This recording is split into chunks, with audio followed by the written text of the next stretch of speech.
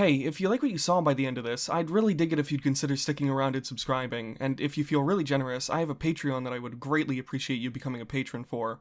That said, on with the show. Good morning, afternoon, or evening, Agent.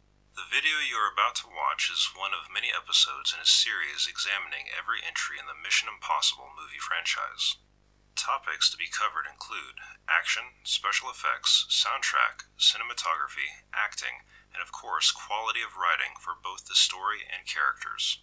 Your mission, should you choose to accept it, is to grab a snack and something to drink, sit back, and keep your eyes on the screen until the very end.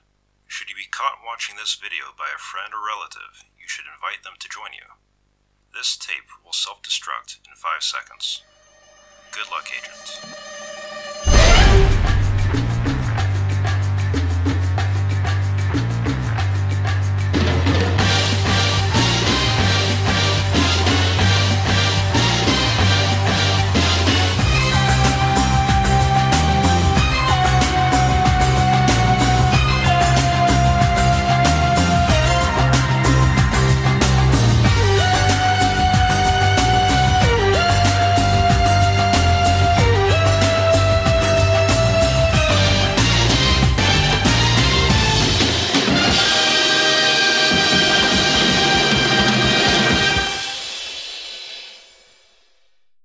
An earthquake happened while I was making this video. Welcome back to MVP, everybody, and for this episode we've got a real divisive one. It's got some great things, some meh things, and some downright bad things to look over. Yep, today we're talking about Mission Impossible 2, the most 2000s movie ever, for better and for worse. We've got a completely new director with John Woo this time, too, something that would become a running trend until the more recent Mission Impossibles. And you can definitely tell this is a John Woo movie, even if you haven't had much exposure to his work like me. But we'll get a little more into that after we talk plot. Our man Ethan Hunt is back, and hey, wait a minute, that's not Ethan Hunt. That's Sean Ambrose, our big bad. Disguising himself as Ethan, Ambrose seemingly steals the Chimera virus and plans to sell it to the highest bidder. And so, the IMF sends out the only guy they can to fix the problem, the real Ethan Hunt. But first, they want him to recruit Nya Nordhoff Hall, a master thief and soon-to-be love interest. The reason IMF wants her, though, is less her skill in thievery and more so because of her past relationship with Ambrose. Ethan isn't a huge fan of the idea of using someone like that, but sends Nya in anyway, and with the added help of the returning Luther and new guy Billy Baird, they find Ambrose's compound and manage to figure out that he doesn't actually have the virus, just the Bellerophon antivirus, the cure to Chimera. But it's not a total bust. Ethan manages to get Nya to steal an SD card from Ambrose holding information about where the Chimera virus might actually be. And after tricking the CEO of Biosite, the company that made the virus and antivirus, Ethan breaks into Biosite to destroy the virus once and for all. Unfortunately for him, Ambrose is one step ahead and stops Ethan right before he can destroy the last remaining trace of the Chimera virus. With both parties at a standstill, Ambrose sends out Nya to grab the virus, which she then injects herself with to the shock of everyone and manages to give Ethan a chance to escape. Now, with only 20 hours to go before the virus is incurable, Ethan has to stop Ambrose from selling the virus and save Nya. And of course he does just that, because he's Ethan Hunt. Sadly, even Ethan can't save this entry from being the worst Mission Impossible. Which isn't to say it's awful. I've definitely watched worse movies, but man, does this one have a lot of things weighing it down. Like the 2000s stank on it that is very difficult to ignore. The biggest example of this is just how sexist and misogynistic this movie can be. No. She's got no training for this kind of thing.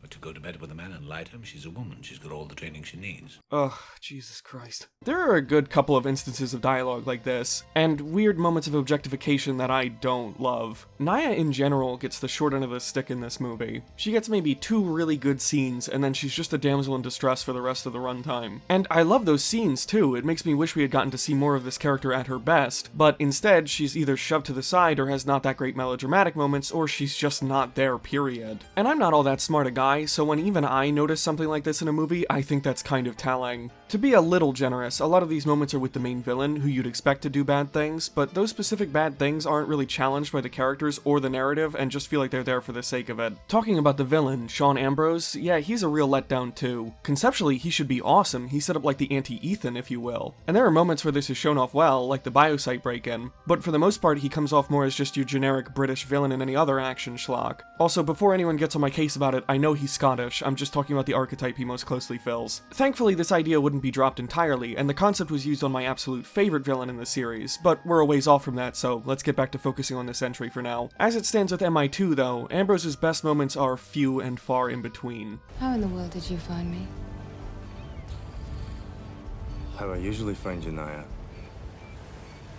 Magic. To get out of the negative for a second, I'm happy to say that Ethan is still Ethan here, and by extension is still very likable. Maybe he feels a little off in comparison to the other movies, but for the most part he still feels like the same character we fell in love with in the last movie. It's cool seeing him with Luther again too, and this new guy Billy, who's basically just proto-Benji come to think of it. He's a fun comic relief character that gets some cool moments, and surprisingly is a helicopter pilot in an action movie that doesn't die in a horrible fiery helicopter crash. And to give a little more credit to Naya, I think her and Ethan do actually have really good chemistry. Their romance feels genuine, if a bit rushed, and is also kind of funny in hindsight because as far as I remember, Naya is never brought up again after this movie. Oh, also this entire movie is extremely horny. And that's not a critique, I don't take issue with it at least. It's just a note with this one due to how in your face it can be, and especially with how no other movie in the series ever reaches these heights of horniness before or after. Speaking of the Mile High Club, I want to talk about that opening because it's probably one of my favorite parts in the entire movie and sets a really cool precedent for a scene later in the movie that is also very good. I love that this part tricks the viewer into thinking that we're watching Ethan do what he does, and then the reveal happens where it's actually Ambrose disguised as Ethan, and buddy, does that moment make you paranoid, because now we can't even trust when Ethan is on screen. And like I said, they play around with this in a later part of the movie too, and it's exceptional. You might really believe this is Ethan talking to Naya at first, but then what he says starts being contradictory to what he said to her earlier, and then the dread starts setting in. But with just a little bit of hope that this is still Ethan. But no, it's really Ambrose, and man does that reveal hit hard. The mask stuff is used really well in this movie, with the exception of one part later where Ethan disguises himself as Hugh and Hugh as himself, Hugh being Ambrose's right-hand man. My issue with this part is a simple question that arose. Where does Ethan get this mask of Hugh on such short notice? To be fair, they never explain where the masks come from in both this movie or the last, and this is something that actually gets expanded upon in the later movies. But it still feels sort of half-assed in this instance, and I can't fully wrap my head around why I feel that way. It's not that big of a deal anyway, this sequence is short and easy to ignore for the most part, but it's a thought that I cannot get out of my head. Something that's not as easy to ignore though is that this movie can drag at times. The pacing's not terrible, but I feel like there are things that could have easily been cut for time, like this dumbass car chase that ends in probably the most stupid way I've ever seen in a movie. And I brought it up a little before, but some of the melodrama in this does not help with that dragging feeling. It feels out of place at times, and I would rather it not even be there if it's going to be executed the way it was. I mean, with cheesy dialogue like this. Just trying to stop you from getting hurt, that's all.